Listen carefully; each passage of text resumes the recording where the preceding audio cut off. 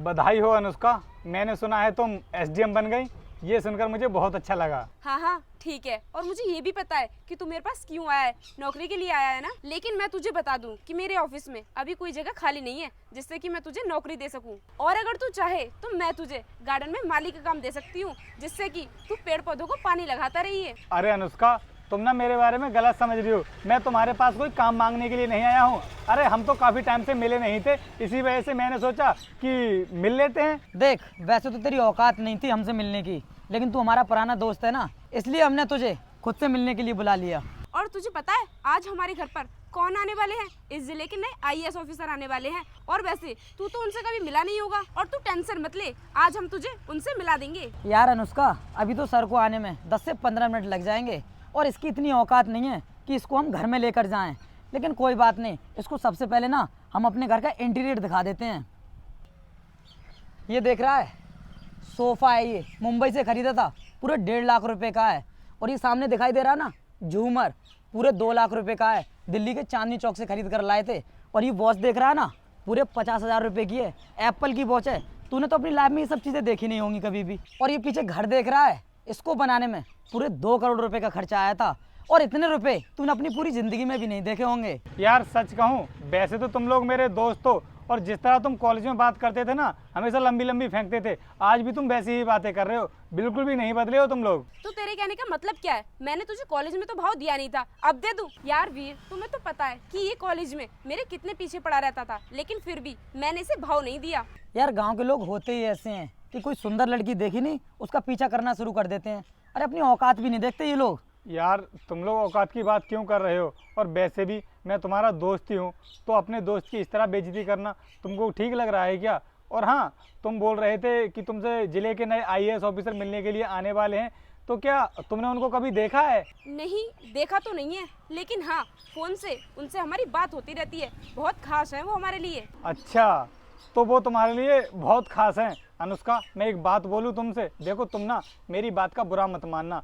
देखो आज तुम एक एसडीएम तो बन गई हो, लेकिन तुम्हारे अंदर एसडीएम बनने लायक ना कोई भी गुण नहीं है। क्योंकि एक एसडीएम के अंदर ना वो क्वालिटी होनी चाहिए, दूसरे लोगों के प्रति अच्छा व्यवहार करें और गरीब लोगों की मदद करें। क्योंकि तुम्हें तो पता है ये एसडीएम का पद भी काफ़ी बड़ा होता है, और इस पद को पाने के लिए लोग दिन रात मेहनत करते हैं, सालों लग जाती हैं, लेकिन फिर भी लोग एसडीएम नहीं बन पाते। और तुम तो बहुत किस्मत वाली हो जो तुम्हें एसडीएम बनने का मौका मिला। अरे लोग इस पद को इसलिए पाना चाहते हैं जिससे कि वो अपने देश में कुछ बदलाव ला सकें, गरीबों की मदद कर सकें, और भी अच्छे अच्छे काम कर सकें। लेकिन तुम यहाँ पर खड़े होकर इस तरह मेरी बेइज्जती कर रही हो, ये सब तुम्हारे लिए ना शोभा नहीं देता है। पहली बात तो ये कि मैं एसडीएम बनी हूँ तो अपनी मेहनत के दम पर बनी हूँ। और ये क्या बोल रहा था तू कि गरीबों की हेल्प करना, इसका मैंने ठेका नहीं ले रखा है। और हाँ, मैं तो एसडीएम इसलिए बनी हूँ ताकि मैं अपनी जिंदगी के सारे शौक नोच पूरे कर सकूँ। सर, आप मिल लिए अपने दोस्तों से? सर, आपको अभी के अभी लखनऊ निकलना पड़ेगा, क्योंकि आपकी चीफ मिनिस्टर साहब के साथ मीटिंग है। कांस्टेबल, कौन है ये जिसकी सीएम साहब के साथ मीटिंग है? मैम, आपको नहीं पता, ये हमारे जिले के नए आईएएस ऑफिसर हैं। क्या ये है आईएएस ऑफिसर? रोहित, तुमने हमें बताया क्यों नहीं कि तुम इस जिले के नए आईएएस ऑफिसर हो? अरे तुम लोगों ने मुझे मौका ही कहाँ दिया कुछ बताने का। तुम लोगों को तो अपना घर का सामान दिखाने से और मेरी बेइज्जती करने से फुर्सत ही कहाँ थी। और हाँ, तुम क्या बोल रहे थे कि तुम्हारे घर में जो सोफा पड़ा हुआ है उसे तुम मुंबई से लेकर के आए थे, 1 लाख रुपए का आया था। और हाँ, झूमर की भी बात कर रहे थे ना तुम कि तुम्हारे घर में जो बड़ा सा झूमर लगा हुआ है उसकी कीमत 1.5 लाख रुपए है, चांदनी चौक से लेकर के आए थे। और ये जो तुम्हारे हाथ में वॉच है, ये एप्पल की वॉच है, 50,000 रुपये कीमत बताई थी ना तुमने। और तुम्हारे इस आलीशान से घर को बनाने में पूरे 2 करोड़ रुपए का खर्चा आया है। तो अनुष्का, तुम मुझे ये बताओ कि तुम्हारे घर में जितना भी सामान लगा हुआ है उसका बिल है तुम्हारे पास? वो सब तो नहीं है मेरे पास। अरे होगा भी कहाँ से?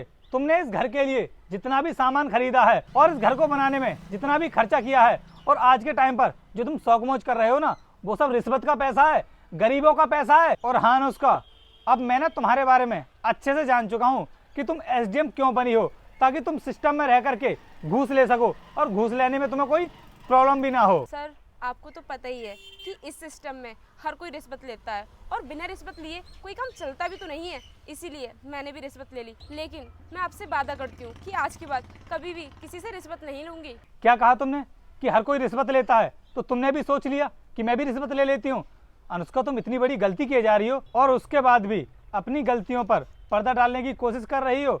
और मुझे तो ऐसा लगता है कि तुम्हारे इस काम में तुम्हारा हस्बैंड भी मिला हुआ है। तुम्हें पता है कि तुम्हारी पत्नी जो भी पैसा ला रही है वो सब रिश्वत का पैसा है, और रिश्वत के पैसों पर अपनी अमीरी का घमंड दिखा रहे हो।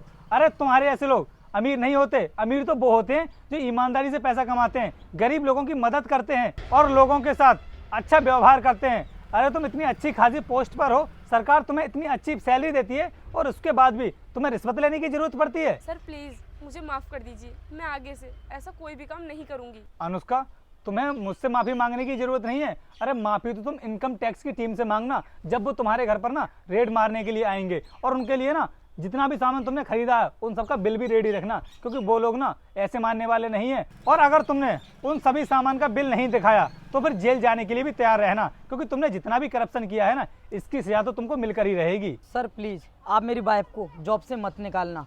मैं मानता हूँ इससे बहुत बड़ी गलती हुई है, लेकिन मैं आपसे वादा करता हूँ आगे से ये दोबारा ऐसी गलती नहीं करेगी। ये सब तो तुम्हें पहले सोचना चाहिए था, और इसमें ना अब मैं कुछ भी नहीं कर सकता, क्योंकि तुमने जितना भी करप्शन किया है ना उसका हिसाब तो तुम्हें देना ही पड़ेगा। चलो कांस्टेबल, हम निकलते हैं। और मैं तुम्हें बता दूं कि मैं ना ऐसे कपड़ों में तुमसे मिलने के लिए इसलिए आया था क्योंकि तुम ना मेरे कॉलेज के दोस्त थे।